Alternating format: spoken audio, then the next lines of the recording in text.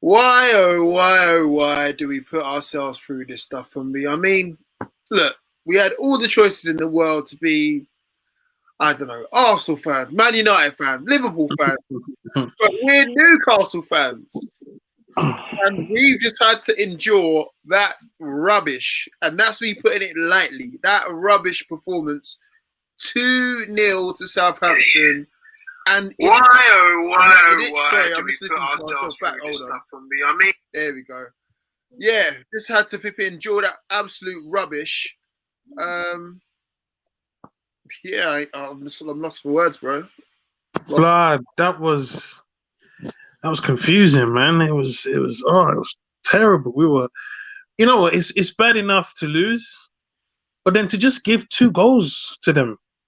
You know, bar the 2 goals, we could have got away with a 0-0 that we didn't deserve, but we definitely didn't deserve anything from the game. It was just terrible. I mean, I was lucky enough to only watch the second half because I had things to do in the first half, and I missed Che Adams' goal. I saw obviously the replay, but I missed the first half. But I'm glad I kind of did because from what I saw, that was just absolutely woeful. I mean, if it was a fight, we barely landed a punch. Like we had 2 shots on target as of 50-something minutes to their 12. 2 shots on target to their 12. Yeah, by 50-something minutes. By 50-odd minutes. I mean, this is ridiculously. Oh, we were terrible. We were shocking, mate. Miggy in the first half, he gives away stupidly gives away the ball. Okay, they score. I did say 2-1, you know? What I didn't understand was, I mean, that goal went in what? In the first 10 minutes. That's okay. Whatever, it happens. We went down at them, last season. But there was 0 response. There was no attacking threat. There was nothing. We weren't even scaring them. We were just doing whatever. We gave the ball away so much today. So much. I mean, I'm just looking at some of the comments coming in now. Shout out to Andrew saying Southampton too good tonight. You can see why they're top. They weren't too good though. That's the thing. I don't think they were too good. I think we were very bad. I mean, it was a combination of both for sure. I could see that in the second half alone. But in the second half, what I was just watching, it was just, I even tweeted out, it was attack versus defense. It was literally attack versus defense. I didn't really, barring Joe Linton of all players who had 1 shot that actually did something, we didn't have nothing in the second half. No get up and go. We brought on this youngster. I don't know if you heard of him, called Matty Longstaff. I've never heard of him. I mean, boy, he's not made an appearance for a while, but we brought him on, and then he still didn't look like we had a clue.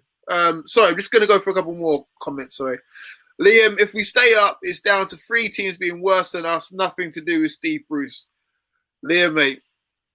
You're spot on with that one because although look, this is the thing about us. We have the nice run or the nice win against Everton.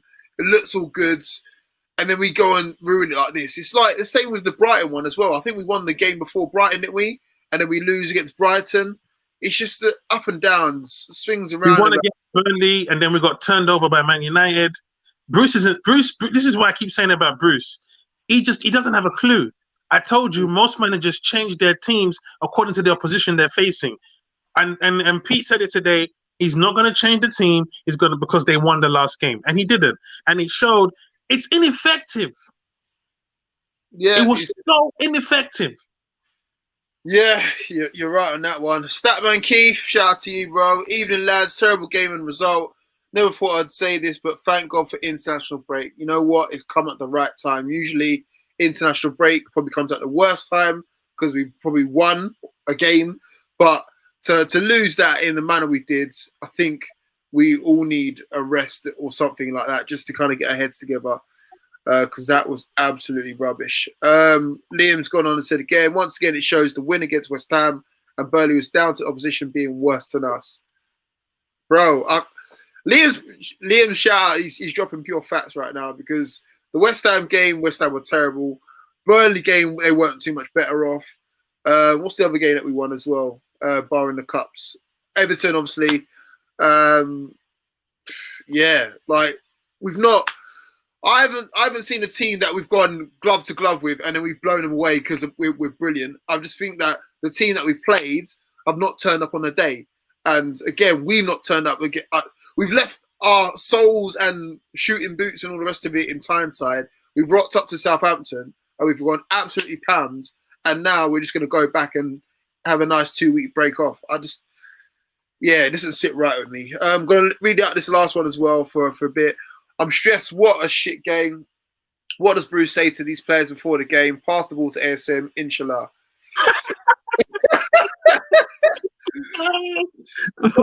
Irish too, bro. You're dropping some gems, funny. Bro. Inshallah, inshallah, bro. Inshallah. But he's right, bro. It's like we've got no plan B. It's so frustrating. It's like we do one thing and that's it. Pass it to ASM. If ASM's not on game, that's it.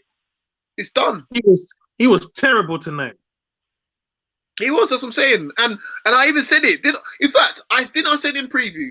Those who were listening in the preview, I said it. I put the scenario questions out. I was like, if ASM has a shocker, what is the plan B? What do we do? Remember what I said, Clint, though? I said, if ASM's having a shocker, the chances are the whole team's having a shocker. And we were all having a shocker. Of course. Because again, if ASM isn't on song, we don't have a good game. And that's it. It was so predictable. Sorry to cut you, man. You notice if you look at Son from Spurs, Son hasn't got the skills or the dribbling, that ASM can do to a player. But he doesn't have to do all that running from one end of the pitch. Kane knows once they get the counter, Kane knows he's on his bike. No, we don't have that. We're trying to run from our hand off of the goal, and he's too predictable. He's becoming too predictable. Too predictable. I mean, my only excuse is that we didn't have Fraser to call upon. Yeah. He would have given something different. I hope we would have started. Yeah. We can't start Hendricks, Clint. We can't start Hendricks. I'm seeing some of the memes that are going around. I mean, I've seen that classic one about. In fact, I'll try and get it on screen while we talk, but I don't know why we keep persisting with him. I don't know why. I know we was joking about him being a love child and stuff, but it might actually be that. Like, I can't explain it. I really can't explain it. Like, so I'm just trying to get it up while I was talking. But please, bro, how do we keep starting this guy? Here it is. I don't know if you guys can see it, but that's the one that was going around on Twitter. Like, I don't know why do we keep starting Jeff Hendrick, bro. He's not a great tackler. He offers nothing going forward. So what is this? We had Hayden on the bench. Sean Longstaff, my goodness. I don't know what's happened, but my goodness, it's not looking great. He's really let himself go downhill. I mean, the second goal was definitely down to him. He was trying to pass it out, and then he got caught out, and then it was murder she wrote after that. It was literally murder she wrote. We was done. Southampton didn't actually break us down. Nah. We gave them 2 goals.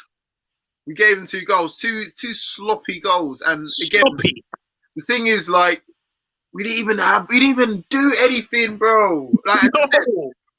I missed the first half. So again, people in the conversation, correct me if I'm wrong. Did I miss out anything apart from obviously them scoring? From me, you watched it. So no, nothing. Let me tell you something. Yeah, when they scored the first goal, they got really comfortable, started knocking the ball about. I shit you not, we didn't see the ball for like maybe 67 minutes in spurts. So we would not have the ball for like 67 minutes, and then just passing, creating chances. We'd get the ball, lose possession terribly. Towards the end of the first half, we were having moments. We were getting in. Someone should have done better with the ball. Someone should have done much better with the ball, but they didn't. There was, you know what? When you watch Newcastle, there's no style of play. There's no passing, moving. There's no once we go on that channel, we're gonna, cause problems. Nothing. At one point, we got, Callum Wilson had a header that the keeper caught. We're relying on Lewis to cross on the left back.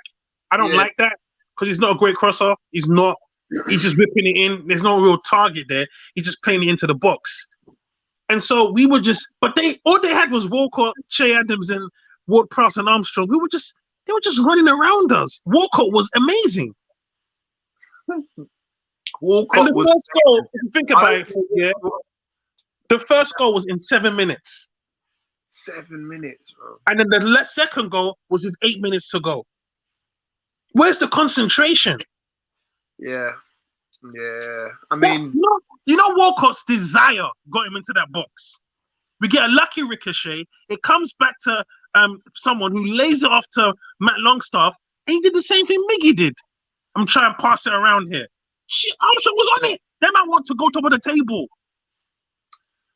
bro, I'm still laughing at the fact you said Walcott was amazing. I don't think Walcott's been amazing since he was about 18 years old. Bro, he was unlucky to not score. He had a great chance to score, and he could just tell he wasn't just like you said. His best years are behind him. 3-4 years ago, he buries that. Yeah. But it wasn't about him being amazing in terms of he could do stepovers. He just knows how to play the game. Bro, I'm going to read out some comments and then I'm going to bring in Pete. Liam says, you do realise we've got Chelsea at home next game. Get ready for a beating. I'm ready, boy. I've already written that one out. Done and dusted. Statman Keith, Newcastle's only hope is that Sheffield United, Burnley, West Brom and Fulham continue not to pick up results, and keep them out of the bottom four this season. We're looking like that already. It's crazy. Irish Tune, something's up with ASM. I still think he's carrying the injury from weeks back. And then a bunch of comments from Liam. What's the best one? You can put Messi in this team and he would struggle. I mean, I think that says it all. I'm going to bring Pete into the conversation. He's bored of watching Newcastle play like that. Bro, we've run out of words. We're only 12 minutes in, mate. So, I don't know. Shed some light on this, bro. Hey, Pete, I've been talking, you can't man. shed light on shit, bro. Do your thing. You cannot shed light on shit, bro. You cannot shed light on shit, and that was fucking shit. Oh my god! Look, Pete, remember before the game? Let's just be real. Remember before the game, Pete? I said, "How are we going to approach this?" And you were like, "Yeah, it's down to that." Well, I'll let you tell it. Look, on a serious level, what did we say we wanted? We wanted to see a bit of consistency. I said I wanted to see us continue the way that we played against Everton and bring that into the next game. Show a little bit of consistency. And we just get the fucking opposite. That was just mirror. Seriously, it was a mirror image. That game was a mirror image compared to West Ham first game of the season to Brighton the next game. That was like Everton and tonight. It was exactly the same. And I'm sorry, every single one of those players on the pitch were fucking shit. They were shit, right? People can say about ASM carrying an injury all they want. He is not carrying an injury. He is 100% fit. He is just being fucking lazy right now, and he's got a bad attitude, right? His attitude to the game today, it was awful. He spent more time rolling on the floor by being kicked or being knocked, right, than he did actually trying to get us playing and get us further up the pitch. Almiron spent most of the game as a centre midfielder and still did more in the attacking areas of Southampton's defence than he did in the whole 90 minutes. That says everything. Almiron was playing as a central midfielder, right? Murphy, I don't know what that was. That was a Jekyll and Hyde from Murphy because he was dog shit. He was absolutely dog shit, right? Jamal Lascelles needs to be fucking dropped. He was fucking garbage tonight, right? Defensively awful. No. I am good. No, let me run through the whole team. Let me run through the whole team because I'm fucking pissed off right now. Please, man. I'm being serious, man. Seriously, just let me run with it because I am pissed off right now. Seriously, Jamal Lascelles was fucking garbage, right? If that was me at half time, if I was that manager, I would have been making 3 subs straight off the bat, right? Hendrick would have been off the pitch and off the team bus. He needs to walk home tonight. Seriously. You boys are laughing. He needs to walk home tonight. That guy's shit. right? I've assessed him for 8 games. I've not been impressed for 8 games. He is shit, right? Get him out of the team. Matty Longstaff did more in 20 minutes on the pitch than he had for the whole time he was on it. Get him off the pitch. Isaac Hayden was sitting there on the bench. My man sitting on a 6-year contract, the best central midfielder in the club. And he must be thinking, how the fuck am I not starting this game? How the hell am I not coming on for him at half time? He was horrendous. There was a huge gap in that. Seriously, there was a huge gap in that midfield, right? That they were exploiting through Stuart Armstrong and Theo Walcott. He was a midfield. He was one of 3 midfielders in that hole, and in that midfield, and there was still a hole there. How can you have a hole when you've got 3 midfielders in centre midfield and they had 2? And there was still a hole being exposed, and it was Hendrick that was exposing that hole. How? I have no idea how that even is allowed to happen for 60 minutes before he gets dragged. Hey, Pete, did you see his crossfield pass in the first half? That almost caught us out. Is that? Hendrick, he tried to do a crossfield pass after we've been making mad errors. He tried to crossfield pass it and almost got us caught out. Oh, what does he think he's Shelby now? What? Does he think? I don't know who he thinks he is. I don't know who he actually thinks he is. Now, I've taken my man's place. I'm John Joe Shelby with hair. Is that what he's thinking now? Is that what he's saying? I know Pete can agree with this year. I'm telling you now, Southampton didn't actually have to do much to beat us. We came defeated. Remember what I said in the preview? Southampton was shit. They weren't good. They weren't good. Southampton did not get out of first gear. No, we made Walcott look like a superstar again. Again? Seriously, right? Theo Walcott must have thought it was his birthday today. He must have thought he was 33 years old today, right? Seriously, he must have thought he was 33 years old today because he had the freedom of the pitch. Oh my God! Him to have it. Walcott he was fucking shit as well. He was fucking shit, but he was made to look like Neymar today, and he was garbage. He was absolutely garbage. Right? They didn't get out of first gear, let alone second gear. Okay. Jay Adams' goal compliments him. And I know that's your boy, Pete, but his goal compliments him. It's not like he had us on the ropes. We gave him the goal. Armstrong only scored that because he wanted to score. It's not like he was a problem. We allowed these moments to happen. Yeah. Schoolboy football. Remember what I was saying? Of course. Remember what I was saying in the preview about if ASM doesn't play or play well, then that's it. And then lo and behold, like ASM doesn't rock up or doesn't show up, and that's it. We ain't got nothing. We've got nothing coming off the bench. We've got Joe Linton, we've got Andy Carroll, and who else did we make the sub for as well? I can't remember. Matty Longstaff. We brought on Matty Longstaff for Hendricks. Do you know what I'm saying? So shambles, bruv. I'm just gonna read out some of these more comments because it was shit. It was absolute shit. Terrible. Statman Keith, bro. Oh God. This is the one time I probably don't want you to do stats, but I've got to read it out. Southampton 61% possession to NUFC's 39%. Southampton 15 shots, 8 on target to NUFC's 4-2 on target. Fed up of Newcastle being outpossessed by every team, every game in the league. I mean, yeah, it says it there, bro. If they had Danny Ings tonight, we would have been walloped. Oh man, forget if he played like that. Yeah, man. If he played like that. I would have gone back to Brentford. He must be watching that on TV, pissed that he's missed that because he's thinking that's goals on the board. That's goals on the board for me. He'd have been thinking, you know what? He would have been thinking, you know what? After that game tonight, I could have been in double figures. I could have been sitting top of the Premier League charts for goals. I'm not even joking. You know, it was where like you see a game like I fancy that, and then you're like, oh, I'm not playing no, man. I would have played Patrick. Yeah. I just can't believe a Premier League game. We showed up like we had better things to do later. That's how we showed up to a Premier League game. You know what I mean? Seriously, like, look, they should have left everything on the pitch tonight. We've got 2 weeks off. They've got 2 weeks. None of those men have gone on international duty. None of those men on international duty apart from Almiron. They can't even go on holiday to the beach.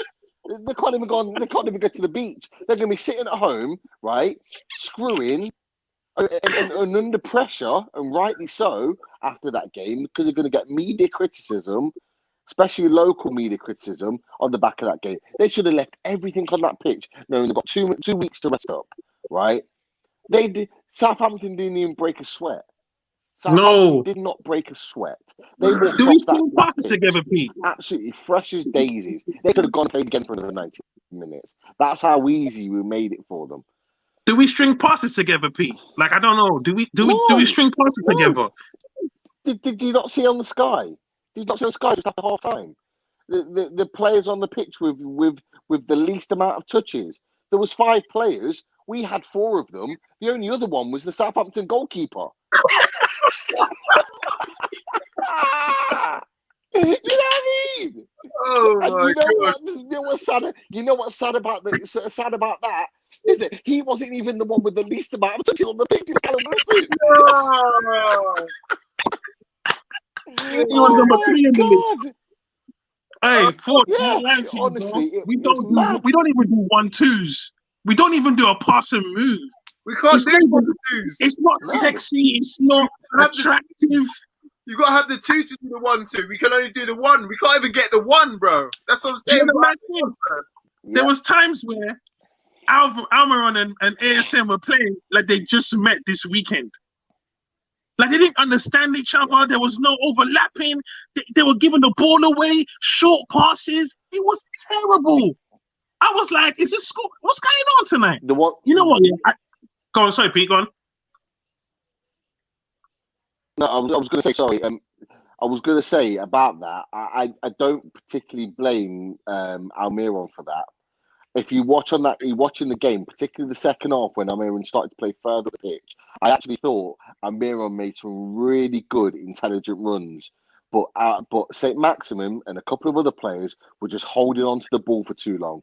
St. Maximin had the time. There was a really good run, a 20-30 yard dash that Almiron made, a diagonal run, a little bit like, and I don't know if you remember, the goal that he scored away at West Brom in the FA Cup, where St. Maximin played him through. He made a diagonal run. He made the same run tonight, and it was on. The ball was on. And all he needs to do is play the ball, St. Maximin. And what do you do? Cuts inside. 3 men on him, ball gets taken off him. And it happened 3 or 4 times in the game, right? And that's the issue. My other issue is the one thing, the reason why we play with wing backs is for Murphy and Lewis to make runs beyond the wingers and actually commit the fullbacks going backwards and defensively. I don't think there was one time tonight that we actually committed their fullbacks going back the other way. There was not one time that Lewis got the ball and took on their right back and got a ball into the box. There wasn't one time that Murphy got the ball, ran at them, beat the man, and got the ball in the box. I think there was one good cross from Lewis to set up a decent header for Joe Linton, and that was it. And the Callum Wilson way heading the goal. Joe Linton. Wilson had gone No, there's off one in the first half, I think, or when Callum Wilson headed it, but the keeper caught it. It was a soft header, but it was a good ball in from Lewis on the left. Don't know if you remember it. I was probably sleeping by then. There was one where Murphy actually ran up the pitch, which I thought was impressive, but then I just knew he's not going to make the best decision here, and lo and behold, they just battered him off the ball. Blood. Give me that. His decision making tonight was woeful. Murphy's decision making tonight was poor. There was a few times where he had the ball in space and he had options and he had guys screaming for the ball, but instead he chose to make an extra 10 yards running with the ball and just ran it into trouble or just ran it off the pitch. It was really, really poor. Poor across the pitch tonight. Sean Longstaff wasn't good. Hendricks was dog shit. Murphy and Lewis weren't great. Lascelles was poor. Shaw didn't really do anything. Fernandez made some clearances but weren't great either. The only one who really comes off of any credit is Darlow. And again, I felt sorry for Wilson. Yeah, I felt sorry for Wilson. And Wilson, you know what? This is the problem. Wilson ran himself into the ground that much that he did his hamstring. Luckily for us, we've got 2 weeks to get him fit again because we've got the 2 week break. And luckily, he didn't get in the England squad because he'd have been pulled out from it. And that's the problem. When you isolate your striker there and he's had to run off the ball so much, that's what happens. I don't even think he was injured, Pete. I think he just thought, man, I can't, fuck this. I ain't playing 90 minutes with this. I ain't coming off. It was so bad. Listen, you know what? We could have had him left till 45. He wouldn't have scored. Yeah. You're absolutely spot on. You're absolutely spot on. And you know what? If he has made that decision and thought, you know what, fuck this, I wouldn't even blame him. I couldn't blame him. I couldn't argue with it because the gap, the constant gap between him and the midfield was at least 20 yards for a huge chunk of the game. And he's pressing high and he's trying to commit defenders. And he's looking around and thinking, there's such a gap. He's thinking, what the fuck am I running for? Why am I running? But then what happens is that he keeps making those runs. He keeps pressing because that's his desire and his mentality telling him, I want to win that ball. I want to win it high up in the pitch. I want to score a goal. But what he does is that he keeps making those runs constantly that he's actually tiring himself out. So, of course, he's going to get injured at some point. He can't continue and maintain that high press on his own without support for 90 minutes. It's not realistic. I'm just hoping it's not a bad hamstring and it's just tight. And though within these 2 weeks, it's going to get him fit again, ready for the Chelsea game. Right, I'm going to just take some time out to read some comments out because there's quite a few coming in. Daniel Kane says, Hendricks has to be dropped out now. Needs Hayden. I love him. Why is he not playing? Cannot wait for him. And Shelby back. No attacking. What else have we got here? Daniel Kane's then gone to say, no tactics. You're right for me. Shit is a true analogy. Irish Tune says, I think this is about your rant earlier, Pete. Pete is pissed. Ha ha ha. And then Satman Keith's then gone to say, Pete is summing up Newcastle fans' feelings right now. Pete is on fire. What else have we got here? Liam wasn't impressed with Southampton. Okay. I mean, it is what it is. They got 3 points at the top of the game. The top of the table, so it's one of them, innit? But yeah.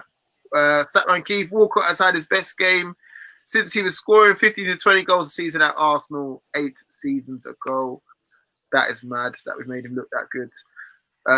Liam's then going to say we've made Southampton look world class. It wasn't down to them playing world class. Irish Tune. Fraser was a big miss tonight. We also must be thinking, what are these guys or what are these players doing? I mean, that pretty much sums it up, really. I mean, there's others, but they're all pretty much saying the same sort of thing. Oh, hold on, one more. Statman Q says, guys, whatever you do tonight, do not watch Steve Bruce's post-match interview. He's coming out with the same old BS. I mean, it's probably just copy and paste, guys. Do you know what I mean? It's a load of copy and paste from previous stuff. He does it all the time. Yeah, he does it all the bloody time. Oh, hey, yo, Southampton are 4-5. They've won 4 out of their last 5 games. Yeah, again, you know what I'm saying? We haven't won 2 games back to back this season. We can't. We like you said as well. Bruce doesn't manage for the game. He just manages like, I don't know. You know, they've won last game, so they can do it again. It doesn't work like that. You need to manage that's put out in front of you. So again, if the team's playing, you know, a higher press, play defensive. If it's against Man United, you don't go all guns blazing because we have a team to match that. Southampton now, again, from when I switched on half time, it just looked like a training rounds game or whatever, or just like attack versus defense. We didn't look like we had any idea, any gear or any idea. It just looked one-sided so much, and that's what you're not looking to do. I mean, the only good thing is that we didn't pay to watch it. I mean, go to the ground to watch it. And obviously now the Premier League are strapping this whole pay-per-view nonsense. So that's the only positive from it. But check the link on thing, because I think Pete said the link is down. I'm not sure what's going on with him. But it was poor, man. It's disappointing, man. It was such a flat game. Like, it's giving me nothing, bro. Like, there's nothing to take other than what the hell did I just see? And you know what? If you're managing the game, we beat Everton last week, yes. But you look at Southampton this week, they're not the same Southampton as last week because they've got some players missing. So what Steve Bruce should be doing is thinking, okay, you've got Danny Ings missing. How do I exploit this Southampton team? Not be like, oh, this team beat Everton. They should be able to beat Southampton. That's not how you think. There's no way Hendricks, if you're even watching game footage, you're thinking, you know what? Hendricks offered nothing in a half-decent performance. Let me bring someone else in.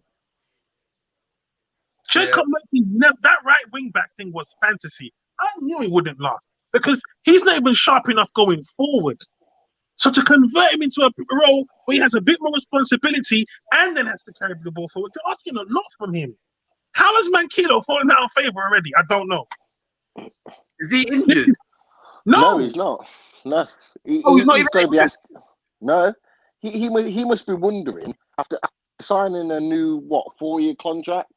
He must be wondering what's going on right now because he went from starting in that right back stroke wing back berth, and he was the first choice to then being literally out the squad or certainly on the bench to Kraft, and then on the bench to Murphy, and he must be thinking to himself, "What have I done to be in that position?" Because I can't remember him playing bad.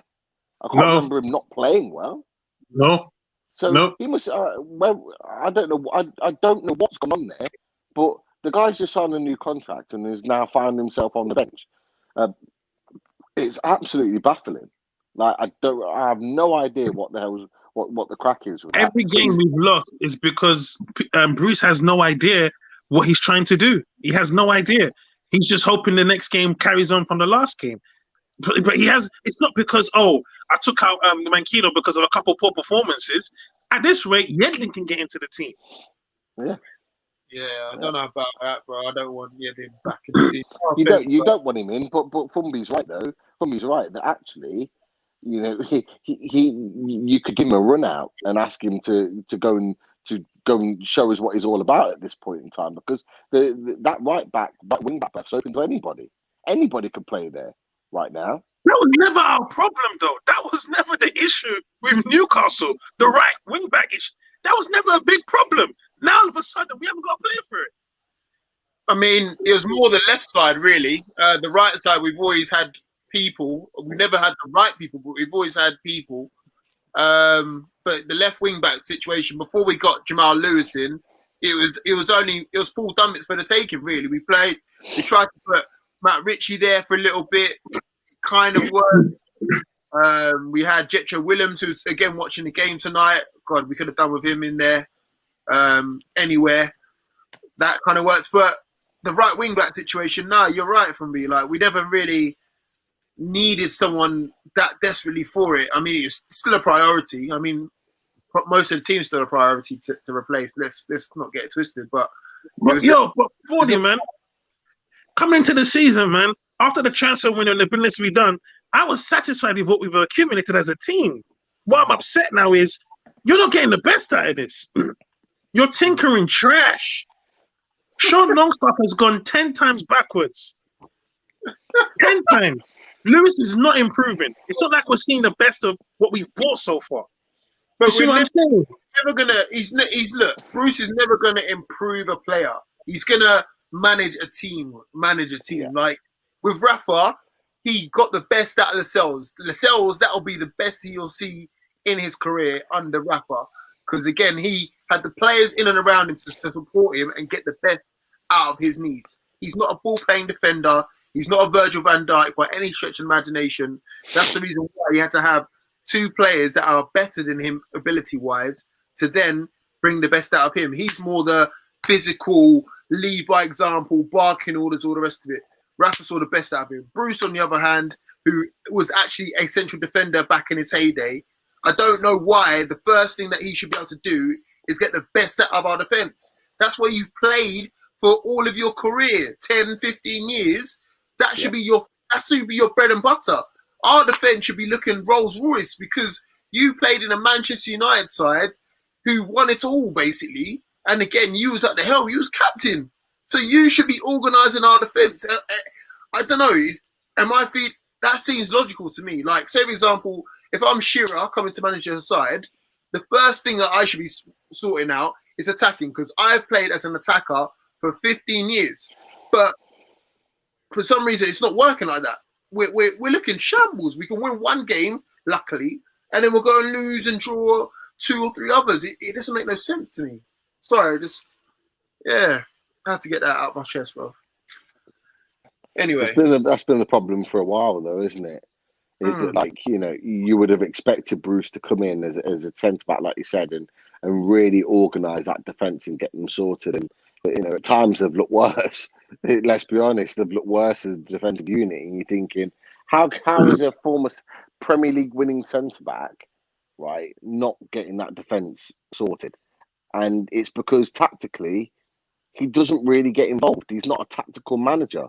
He's not. He's an arm around the shoulder, try to G them up, a little bit of a chat before the game type manager. It's the old 90s, early 2000s type manager where you could get away with it. But we're beyond that now. We're beyond the Steve Bruces of the world. If the Steve Bruces of the world still want to function as a manager, you go down to the Championship or League One and you go and manage at that level, not at the Premier League.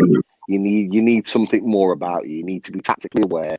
You need to be aware of the modern advances of the game, and he's just not. You watch him tonight, and he just stands on the touchline. He doesn't even say a word. He's not shouting. You don't hear him. You don't hear him barking orders. He just stands there and points. That's all he's good for. And that's not what you want in a manager. And you're not going to get the best out of Lewis or St. Maximin or Sean or Matty Longstaff. Those players that need to be coached. They're not at the peak of their games. They're not at the peak of their powers like some of the players are. So they need to be coached. Jamal Lascelles is 26 years old. He's coming into the peak of his career, but he still needs to be coached. He's not there yet. Isaac Hayden, what, 24, 25 years old, still needs to be coached. He's not there yet. We saw, what we're seeing now from Isaac Hayden is the results of the coaching that Peters gave him. This is not from Steve Bruce. This is Isaac Hayden coming into his own through what was coached through him through his younger years with Rafa Benitez. And this is the problem. These players will just do enough they will literally scramble and just literally claw or climb over the line to get 40 points to stay in the league this season. That's what they will do. And the reason being is because there are 4 or 5, maybe 6 other teams that are probably worse than Newcastle United. And that's the only reason we'll stay in the league. However, if you look at this squad of players and you look at how up and down, I've said it before, how up and down this Premier League season is. You've got Southampton sitting top of the league after 8 games. You've got Manchester United in the bottom half of the table after 8 games. This season reminds me of very, very much so of the 2016 Leicester Premier League champion season, right? And you've got teams that are up there, like Leeds, like Everton, like Southampton, that are up there. And they've had a good start to the season and we'll run on with this and probably have a really good season off the back of it. Why can't that be us? Why can't we be that team? And that's the thing that really frustrates me about this performance tonight. And it frustrates me about the manager and it frustrates me about the squad. Is that why can't we be that team? Why can't we try and recreate what we did in 2011, 2012, where we have that little run that Southampton have had and we tick it over? Why can't we do that? And the reason being is because we've got a manager that's fucking shit, right? We've got players that need to be coached and are not being coached. And that's the problem. That's why you're seeing so much inconsistency. That's why you're seeing a Jekyll and Hyde and Everton performance in the second half. And then the coach is shit. That 90 minutes of shit. It's not hard. It's not hard to recreate. You don't have to recreate the wheel. What you need to do is just continue the form. Continue the formula, man. It's all about the formula. No formula. He was going on to my point. I was going to say about, you mentioned a couple clubs there, and I'm going to mention a couple more, just in terms of what they've got going on. Like, I look at Southampton, for example, who we played. Now got Hassan Huzel. The managers that they've had have gone on to bigger and better things, Pochettino being one of them. They've got progressive managers that play in a progressive style and develop their squad. And again, they play in a different. They're in a different stratosphere to us, and they're in the same league as us. It doesn't make sense. Like Arsenal, Arteta, Leeds got Bielsa. We've got Bruce. We're still stuck in the 90s, bro. Do you know what I mean? Like it all starts from the head coach, because the football that we're playing, it's just hitting hope. He's just hitting hope. The maddest thing, 4D. Yeah. The maddest thing is you're so right, but that Southampton didn't play us tonight. That's what's really killing me. That means there's talent in this squad. How can we give away 2 gift goals to a team and we're still blaming the manager for the result? Because it wasn't about the goals we gave away. The performance was trash. Look, it's not just tonight. It's not just tonight. It's over the season, and we're only 8-9 games in. Like when we lose badly, and there's glaring holes. It's not like a 1-0. Oh, I can take that. It was a dodgy VAR decision. It's a game where we lose badly, and we're like, we barely laid. As I said before earlier, from me, I was like, if this was a boxing match, we barely laid a glove. We barely. We haven't got a plan B. If ASM goes missing, that's it. Game over. No one else got a clue. How are we going to get out to Callum? How are we going to get Miggy involved? How are we going to like drive from midfield or whatever? We haven't got no other clue. And then we just looked at the bench. We looked at the bench. We got remember that £40 million guy that we signed? Let's see if he can do something. Or Andy Carroll. Can you roll back the years of when we came back from the Championship and beat Aston Villa 6-0? Can you get those days back? Oh, I'll have a go, Gaffer. And that's it. Like we don't have no clue, bro. That's the thing. And but you know what? Against Wolves, we were lucky. Against Tottenham, we were lucky. But we played similar performances like tonight against both teams, managed to nick a draw.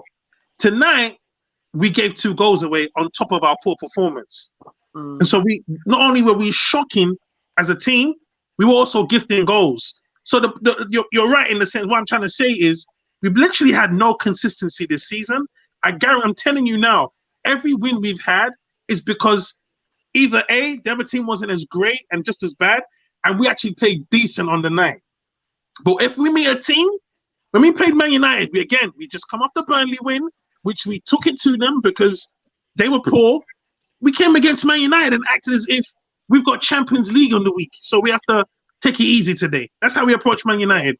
Ended up conceding 3 goals in 5 minutes. In the game, we didn't even need to. We were even lucky to be drawing 1-1. We were even lucky to be there. And then we gave them 3 goals. We go to Wolves. We were outplayed by Wolves. We get a free kick from Danny Murphy. He tucks it in. Part of me was sad when he scored that goal because I knew now he was going to have a run in the team at that position. He plays him against Everton. We win. Again, now Bruce is thinking, I found a winning formula. We could have all picked holes in that formation from the Wolves game, but we didn't because we got the points. But I knew it's going to come to a head. We now come against a depleted Southampton team. And believe me, they were, because they weren't saying nothing to me. We actually we gave them 2 goals. And you can see how this formation is not only poor, it's unimaginative. There was nothing in it. Sean Longstaff might as well have stayed at home. I can't remember a through ball, a pass, a good touch. Southampton were passing. They were literally passing it around their defenders.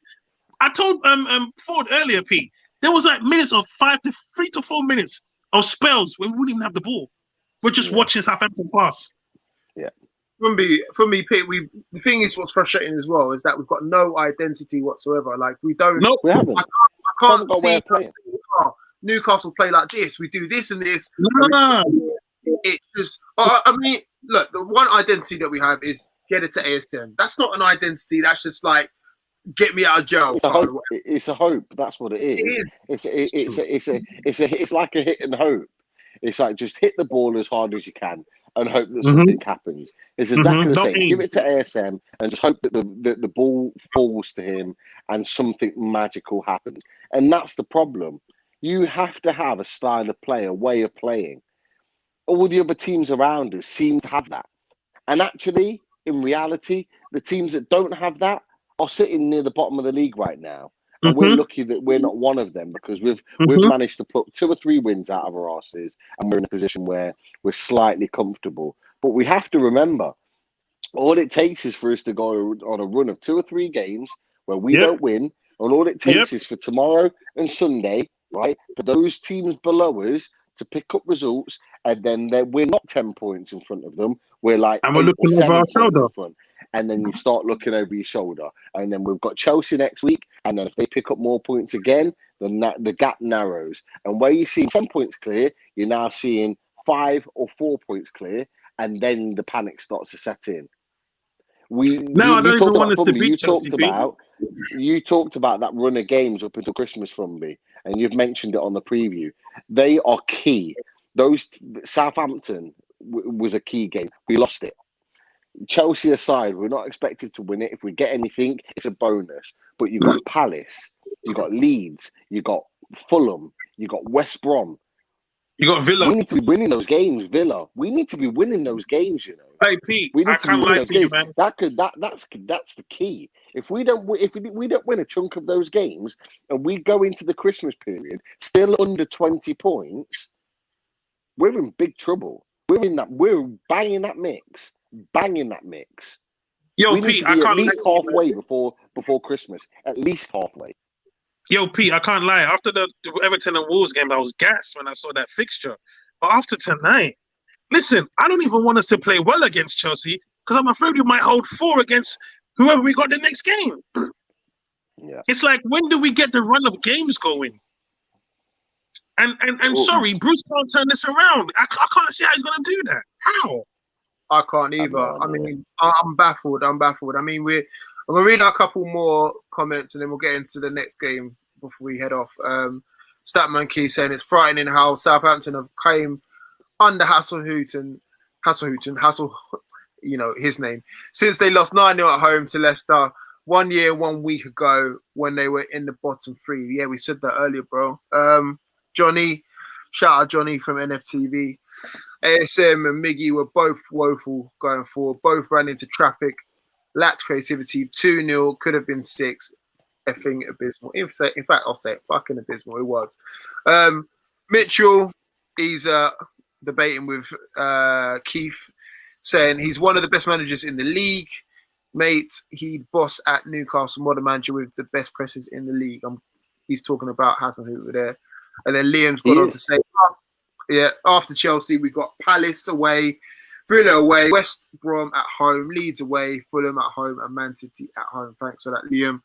Let's talk about Chelsea. How do we change this around? Because I can't hold too much corn against them. I know we're not looking to win, but if it's a cricket score, I'm going off to Brentford, and that's it. Well, this is it, man. I don't think it's going to be a cricket score. Let's not forget. The 2 goals we conceded tonight, we literally gifted to Southampton. Bar those 2 mistakes, this video will be about how shit that 0-0 draw was. Or that 1-0 draw. Southampton were comfortable with the 1-0. We just gave them that 2-0 to add icing on the cake. There was nothing going on. They wouldn't have scored the second goal. I can guarantee you that. They wouldn't have scored the second goal. And we probably wouldn't have scored tonight. But it looks like we were just shit. Well, we were shit. So I'm not worried per se about whether Chelsea are going to give us 4 or 6. I just know this week, under Bruce, we're not going to have consistency. So it doesn't matter if we beat Chelsea 4-0, we will definitely lose to Palace afterwards. Yeah. And that's the worry. You know, you look at those fixtures, and we've got a run of games there where actually we could pick up some points. If we come out of that and we're not beating the teams around us that we should be beating, you know, right. We're looking at that second half of the season, and it's a worry. That's why I say I've looked at those fixtures and we looked at the points that we've got so far. I'm thinking, you know what, that's not bad, considering we've gone to some places like Wolves away, like Tottenham away, picked up points. We beat Everton, who were high flying, you know, and you think it's all positive, and then you go and do that tonight. I'd have took a point before the game, and right. You know what, you know, we should have at least got. If we'd have come out of there with a point tonight, and said, you know what, Southampton were flying high. You know, we caught them at a bad time, but we got a point. That's not bad. But they didn't even play that well, and they still won 2-0. No, and then you got those teams, the other teams. You know, West Brom and Fulham should be a standard 3 points, because those guys can't hit a barn door. So we and it's true, but it's classic Newcastle, because we did it against Fulham when we played them in the Premier League last time. Is that I think it was 0-0 at home, and then we beat them 4-0 at the end of the season when it didn't really matter. And it was like, but there was that home game that was the worst, because they should have won that game. And it's like they're the games that we need to win, and that's the worry. Is that the games like tonight where we have to impose ourselves on the team. And we have to come out and show our ability. We're not able to do it. So it wouldn't surprise me against Chelsea that we go 80-odd minutes without conceding a goal, and we make it difficult for them. We might nick a win. We might concede a goal last minute. But it wouldn't surprise me if we put a performance in against them, because Chelsea are expecting the ball. Chelsea are expected to have more of the ball, and we're expected to defend. And that's just the way we set up. And it's not good enough. We should be better than that. And that's why the likes of ASM and Wilson and Fraser and Amiram get fucking so frustrated, because they're attacking players that have been brought in to make a difference. But how can you make a difference in a formation that just sets you up to sit back and defend? How can you, when you're literally, as an attacking player, sitting on your own 18-yard box for most of the game? How can you impose the game on the opposite end of the field if you're not allowed to? That's down to the manager. It is down to the manager. I think you'll call it a day there, lads, because all we're going to do is just keep rambling on and ranting. I'm seeing all these comments coming in, like even this one here. If we drop points against Fulham or West Brom, it's curtains Bruce. The sad thing is, I don't think it will be. I think Mike Ashley's aim has always been just to survive in the league. We'll go on a little mini run towards the end of the season, stay up by the skin of our teeth, and it's been a successful season. He might get through to like the quarterfinal. Well, we're already through the quarterfinal of the whatever it's called, Carabao Cup or whatever it is. So already it's looking like a successful season in our eyes. Obviously, well, not in our eyes, but in Newcastle United's eyes. So unfortunately, Irish Toon, I don't think it will be curtains for him unless we're literally in the relegation zone. Yeah.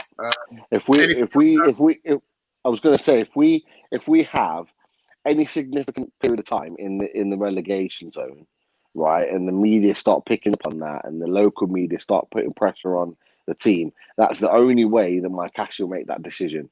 Let's face it, Mike Ashley at the moment, his focus is not on the team. His focus is trying to get this deal done for this takeover, to get his 340 million and get out and buy his brands or whatever it is, Debenhams or whatever he's trying to buy right now. Okay, that's all he's bothered about. He's as long as we stay in 17th position or above, the guy's happy, right? If anything that's coming in that affects that, so if we're in the bottom three and we're losing game after game after game after game, then he'll make his decision.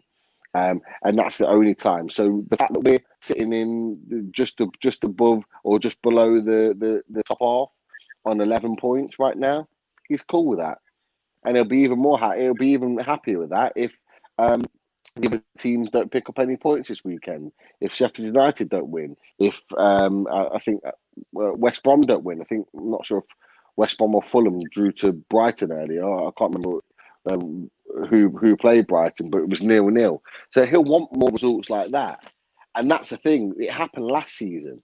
The times where actually we didn't play well, and teams like the teams in the bottom three, or the likes of West Ham, could have quarters, they ended up kept losing games.